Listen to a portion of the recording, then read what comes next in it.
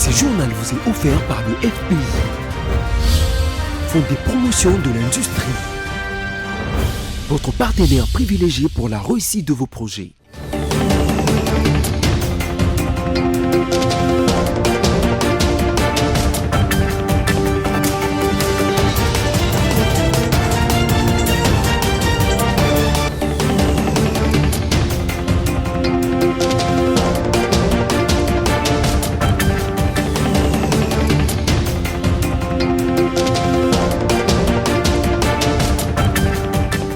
Vous avez choisi BC Télévision pour vous informer. Très bon choix, messieurs, dames, le sommaire. Vous suivrez dans ces journaux le message du ministère du Genre, Famille et Enfants à l'occasion de la Journée internationale de la famille. Il y a eu à Goma, au stade de l'Unité, ce mercredi 15 mai 2024, le funérail de victimes de bombardements dans les camps des déplacés. Un accident de circulation survenu ce mercredi 15 mai 2024 sur le pont Kouilou, bilan 10 morts. Débutons ce journal en province, je le disais en titre, initialement programmé pour le dimanche 12 mai dernier, le funérail de victimes de bombardements rwandais du vendredi 3 mai 2024 dans les camps des déplacés de Lushangala et de 8e SECPAC ont finalement eu lieu ce mercredi au stade de l'Unité à Goma. Les différentes communautés ayant pris part à cette funéraille ont assisté notamment aux allocutions respectives du gouverneur militaire du ministère des Affaires sociales et de celui de droits humains avant l'inhumation au cimetière des Kibati. À l'occasion faisant leur rang, Patrick Bola, membre de l'Union sacrée au Nord Kivu, a saisi cette opportunité pour demander au gouvernement congolais d'engager une véritable guerre contre le Rwanda. C'est un sentiment d'abord de désolation et de consternation.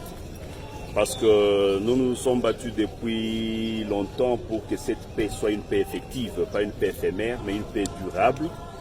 Si nous sommes en train de lutter contre ces incirconcis du Rwanda, nous avions préféré que le Congo fasse la guerre au Rwanda.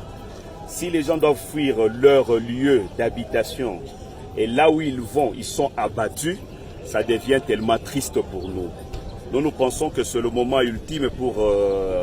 je ne dirais pas implorer, demander aux autorités nationales et provinciales à s'investir totalement pour permettre à ce que d'abord, étant donné que la guerre est en train d'atteindre son apogée, que ceux qui se retrouvent dans les camps des déplacés se retrouvent dans de bonnes conditions et hautement sécurisés.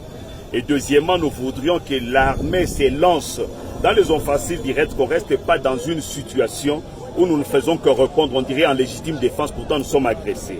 Réellement, nous sommes en guerre. Réellement, nous sommes menacés. Réellement, nous sommes sous agression. On doit avoir un comportement de riposte. On doit avoir un comportement de guerre. Nous devons nous décider une fois pour toutes en tant qu'État, en tant que République, afin d'éteindre ces velléités de Kagame et emprunter la voie que j'avais toujours donnée, celle de la guerre d'annexion du Rwanda comme 146e territoire. Ça veut dire prendre le Rwanda, retourner nos terres qui sont au Rwanda, au Congo, et nous pensons que ces velléités prendront fin. C'est possible? C'est tout à fait possible parce que j'ai confiance en notre armée, j'ai confiance aux Wazalendo, j'ai confiance au peuple congolais, j'ai confiance au commandant suprême, le chef de l'État Félix Tshisekedi.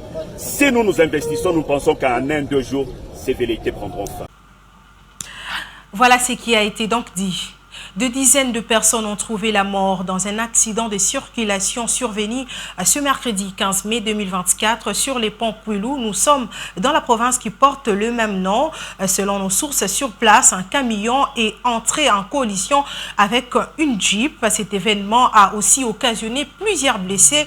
Sachez que cet accident arrive un mois après celui qui avait eu lieu presque dans les mêmes conditions sur la route de Chikapa. La ville de Kinshasa n'a pas été épargnée. Une citerne de la minoterie Mino-Congo chargée de bleu est tombée sur une maison voisine, causant la mort d'un ouvrier de cette usine, mais aussi d'un enfant de 6 ans et d'une femme âgée. L'événement s'est déroulé dans la nuit de ce mercredi 15 mai 2024. Isaac Bopima et Générose Essengo s'y sont rendus sur place ce matin. Regardez.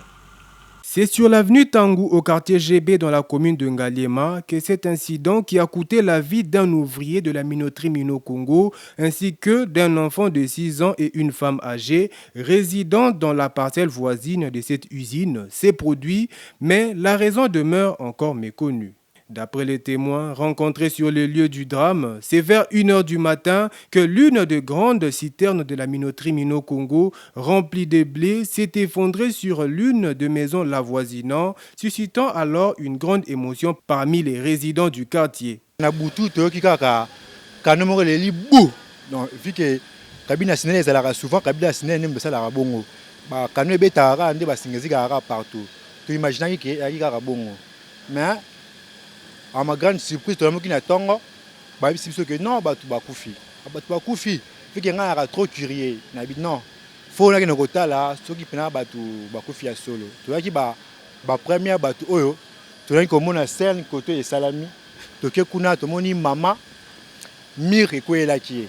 Donc, mire ekolaki pambate ba machine ezaka na Mino Congo ba machine wana parce que moko nango vu que erouya de akala efongwa maki donc efongwa mi ekwei parce que ekwei pe mire eko supporter charge nango te yango ekolaki mama ya makolo te ekwei mama ya makolo ndambu ya mire mususu ekolaki mwana na mutu donc mwana ba bimisi kutu ko na ye mutu na eza ko vimba maman ce que le rebomi maman ils ont des attouchements donc vu que na ba mire tant ko lié na ba son de blé mususu et ko maman na nzoto mais donc comme si maman a no protéger moi na ndé to kutika ka ba kufi silo de ko e bomi des personnes na blessé mon corps yango to te kuna to sale fort na ba l'état pour congolais to longoli corps et que volongande yango biso to longoli Doape susuna effectivement banda isipa ki petit ce qu'on n'a pas limité ndenge akati ezini mais à côté condition moi ya boulot moi sécurité que cause na moi pepela mais ebité likambo yaka et ba te mutaye ba pas arrêté. Rappelons que l'usine Mino Congo se trouve à cet endroit avant le lotissement de ce quartier. Avec cet incident, l'autorité du tutelle prendra sûrement ses responsabilités, surtout que le bourgmestre de la commune de Ngaliema, y compris les responsables de la sécurité, ont été dépêchés sur le site pour coordonner les opérations de sauvetage et enquêter sur les causes de cet accident tragique. On change de chapitre à présent. La Cour constitutionnelle a examiné au cours de l'audience du mardi 14 mai 2024 20 requêtes introduites par le candidat Maléré qui conteste le résultat de l'élection de sénateurs. Les juges de la Haute Cour ont écouté tour à tour les représentations de toutes les parties. Chacun de ces requêtes élues parmi les 20 examinées figure notamment celle de la ministre d'État, ministre de la Justice et garde-sceau Rose Mutombo Kiese. Notons qu'après examen de ces 20 requêtes, la Cour constitutionnelle prononcera ses arrêts demain 16 mai. Nous y reviendrons. Au Sénat, la séance présidée par le secrétaire général de cette chambre haute du Parlement a procédé à l'installation du bureau d'âge. Ce bureau est chargé de gérer les affaires courantes avant l'élection du bureau définitif. Dans cet élément, nous vous laissons découvrir le parcours de Pascal Kindwelo, le président provisoire du Sénat. Regardez. Né le 25 septembre 1938, Pascal Kindwelo Lumbu, âgé de 85 ans et originaire du Congo central. Il fait ses études primaires à l'Institut du Kassai et s'est lancé très jeune dans les affaires. Pascal Kindwelo était ce genre d'enfant rêveur de réalisation de grandes choses. Dans son premier travail, Pascal a eu l'initiative de prêter de l'argent à ses collègues pendant la pause, de l'argent à rembourser avec intérêt à la fin du mois. Viré par son employeur après la dite initiative, Pascal Kindwelo était devenu cambuste, soit changeur de monnaie. C'était à l'époque du président Mobutu. Quelques années plus tard, Pascal s'est démarqué en créant la Banque internationale des crédits, BIC. Peu après, en 2008, il créa la société de distribution de pétrole qui possède un réseau de 7 stations-service. En mars 2011, il est nommé président de la Commission nationale de sages du Comité de fédération des entreprises sans but lucratif, avant de créer en juin 2014 la société Kwanza Capital. 2 ans après, il est classé en 5e position parmi les hommes les plus riches de la République démocratique du Congo. Quelques années plus tard, lors de sa toute première séance plénière de la session extraordinaire inaugurale, Pascal Kindwelo est placé au bureau provisoire du Sénat, étant le doyen d'âge. Notons qu'il est élu sénateur de la province du Congo central un certain 29 avril 2024. Je le disais en titre, à l'occasion de la 30e anniversaire de la célébration de la Journée internationale de famille, la ministre du Genre, Famille et Enfants, Mireille Massangou Bibi, s'est adressée à la nation en général et à toute la famille en particulier, tout en dévoilant le thème international et national choisi pour cette année. Suivez. Elle est célébrée cette année sous le thème international de Famille et action climatique. La République démocratique du Congo a pour sa part retenu comme thème national Famille congolaise face aux défis et enjeux du réchauffement climatique. Les familles congolaises sont butées à des difficultés majeures de plusieurs ordres, non seulement au fait du changement climatique, mais aussi et surtout au déchirement de leur tissu économique qui peine à se consolider à cause de la guerre nous imposée par les Rwandais à travers ses complices du M23. Malgré ces deux pesanteurs précitées, l'espoir est permis. C'est ici l'occasion de réfléchir sur les questions liées à la famille afin de dresser un bilan sur les enjeux socio-économiques, démographiques et climatiques. Je lance officiellement les travaux de l'élaboration de la politique nationale famille en République démocratique du Congo qui aura la chance d'être portée par une véritable mère. J'ai cité son Excellence Madame Souminwa Tuluka, Premier ministre. Augustin Kabouya, le secrétaire général du parti au pouvoir Union pour la démocratie et le progrès social, UDPS Tshisekedi, a à travers un communiqué annoncé que les députés provinciaux siégeant à l'organe délibérant pour les comptes provinciaux vont bénéficier des certificats d'excellence, et c'est là après les avoir remis les JIP à la question de savoir si l'UDPS n'est pas devenue une organisation des œuvres de charité. Tentative de réponse dans cet élément de Roger Matadi.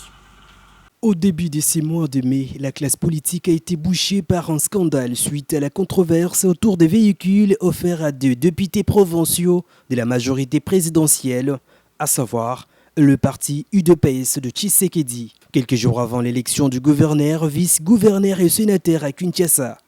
La société civile ACAJ avait d'ailleurs jugé inadmissible que le secrétaire général de l'UDPS, Augustin Kabouya, puisse justifier ce qu'elle qualifie de corruption pour une prime d'encouragement. Et nous voilà, aujourd'hui les mêmes scénarios refait surface. Les députés provinciaux de l'UDPS vont encore une fois de plus bénéficier de certificats d'excellence.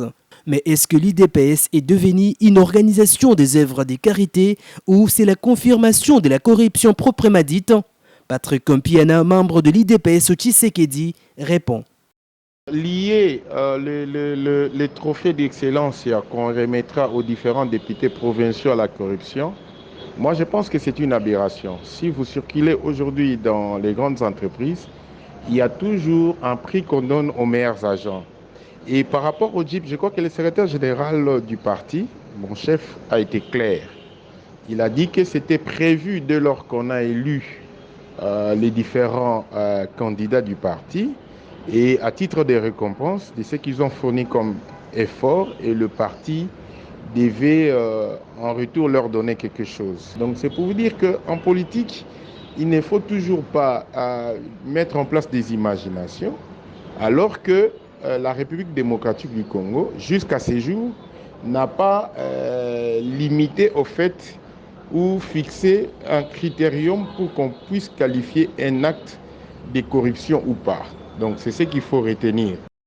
Avant de se retirer de la scène politique, l'ancien conseiller spécial du président de la République, Vidi Chimanga, avait accusé Augustin Kabouya d'être impliqué dans un vaste système de corruption visant à favoriser Daniel Bumba Lubaki.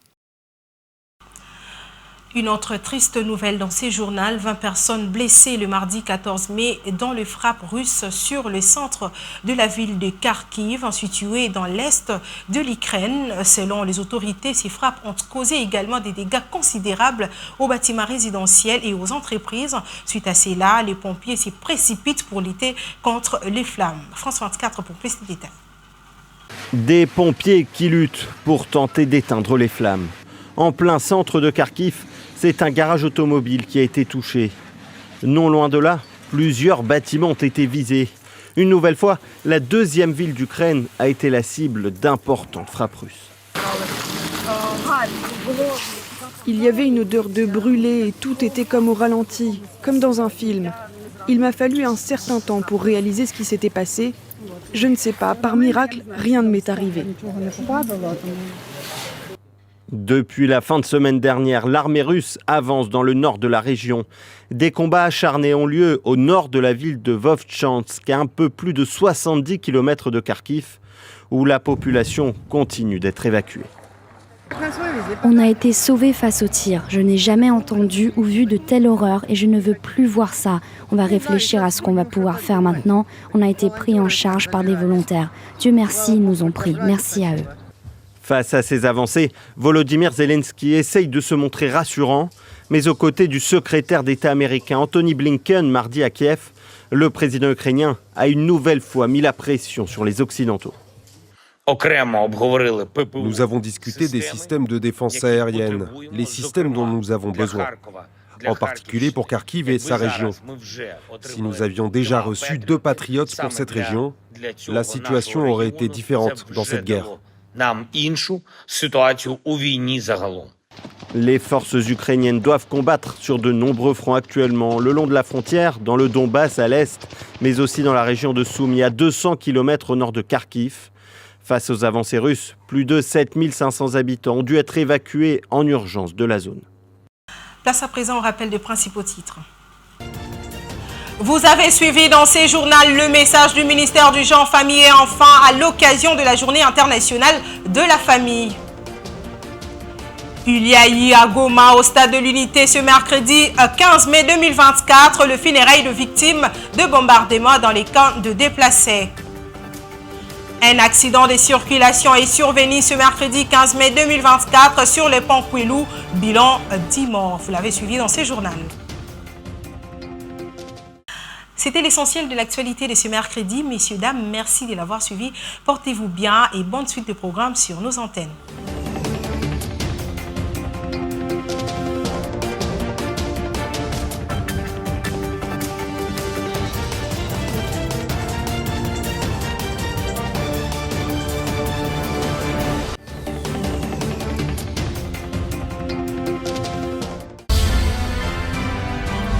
Ce journal vous a été offert par le FPI, Fonds de promotion de l'industrie, votre partenaire privilégié pour la réussite de vos projets.